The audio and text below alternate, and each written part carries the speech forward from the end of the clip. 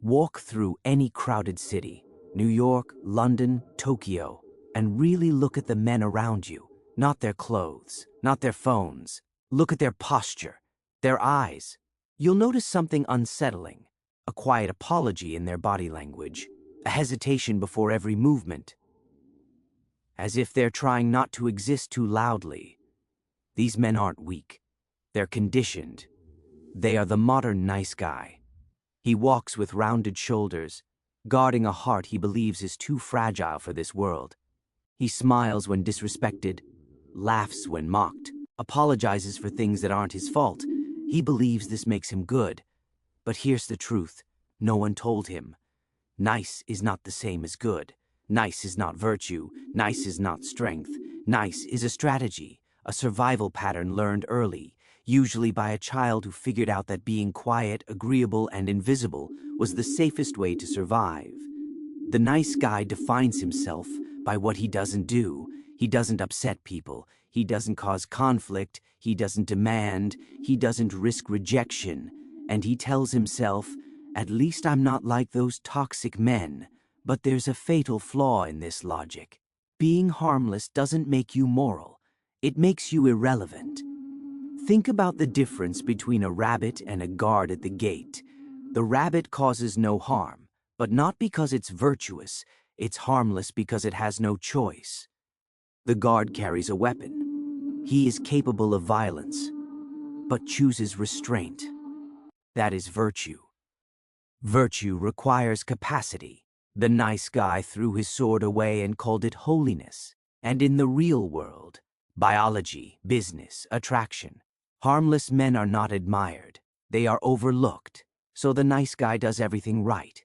He waits. He sacrifices. He believes in invisible rewards. If I give enough, if I'm patient enough, if I suffer quietly, then someday respect will arrive, love will arrive, life will finally notice him. But it never does. The promotion goes to the man who asked. The attraction goes to the man who challenges. Respect goes to the man with boundaries, and something inside the nice guy begins to rot. Behind the polite smile is resentment. Behind the patience is rage, because his kindness was never free. It was a loan. And now he's furious. The world won't repay a debt no one agreed to. Here's the part most people won't tell you. If you see yourself here, the problem isn't the world. The strategy failed.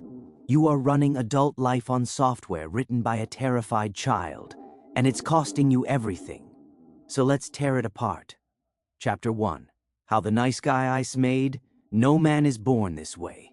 Watch a child. When he's hungry, he cries. When he's angry, he explodes. When he's happy, he takes up space. That's authenticity. But every child faces one brutal choice early in life. Be real or be loved. In healthy homes, the child gets both. In dysfunctional ones, he doesn't. Some boys grow up with volatile or absent fathers. They learn that male energy is dangerous, so they shrink. Others grow up emotionally enmeshed with their mothers. They become caretakers instead of sons. They learn that their needs hurt people. Different paths, same outcome. They amputate their authenticity to buy safety. Then school finishes the job. Sit still. Don't disrupt. Don't challenge. Be agreeable. By adulthood, the mask is welded to the face. He walks into boardrooms negotiating like a scared child. He enters relationships trying to earn love through self-erasure. And the adult world responds exactly how it always does. It ignores him. Chapter 2. The hidden transaction. The nice guy doesn't give freely. He trades, quietly. I'll be patient. I'll listen. I'll help. And in return, though never spoken, I expect love, approval, safety. This is the covert contract. No one agreed to it. No one signed it. And when the payment doesn't come, rage. He feels cheated, victimized, bitter. But generosity with expectations isn't generosity. It's manipulation. People feel it. That subtle pressure behind the smile, that invisible invoice, it repels. Respect comes from clarity. Attraction comes from intention. hidden agendas poison both. Chapter 3. Why the body rejects the nice guy. Your brain is ancient. It evolved in danger, not comfort. For most of human history, weakness wasn't cute. It was lethal. So when a man avoids conflict, apologizes reflexively, and cannot defend his boundaries, the nervous system reads one message: unsafe. This is why trying harder kills attraction. Why over-agreeing creates discomfort. Why being endlessly available destroys polarity. A man without edges offers no shelter. This applies to men too.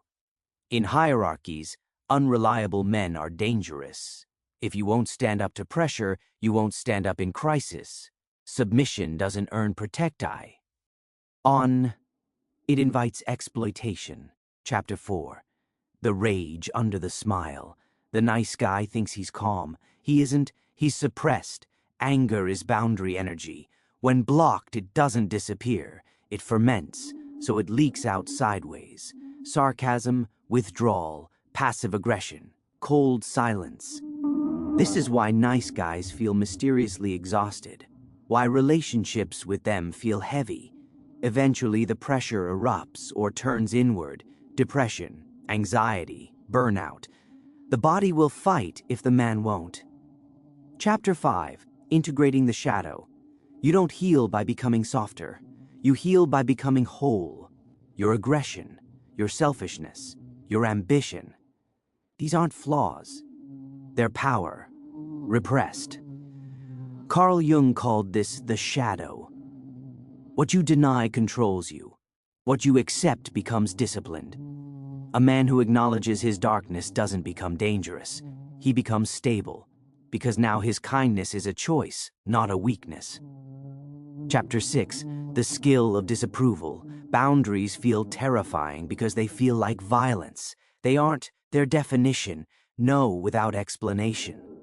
Pause before answering. Let people be disappointed. Disapproval is the gym where self-respect is built. Your value rises when access to you becomes selective. Gold is valuable because it's rare. Chapter 7. Sovereignty. The nice guy lives externally. He orbits approval. The sovereign man lives internally. He answers to a code. He doesn't chase. He doesn't explain. He doesn't bargain for worth. He builds a life he respects.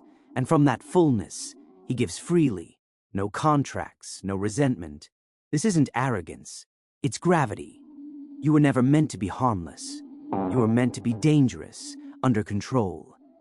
That is the death of the nice guy, and the beginning of a man who finally takes up space.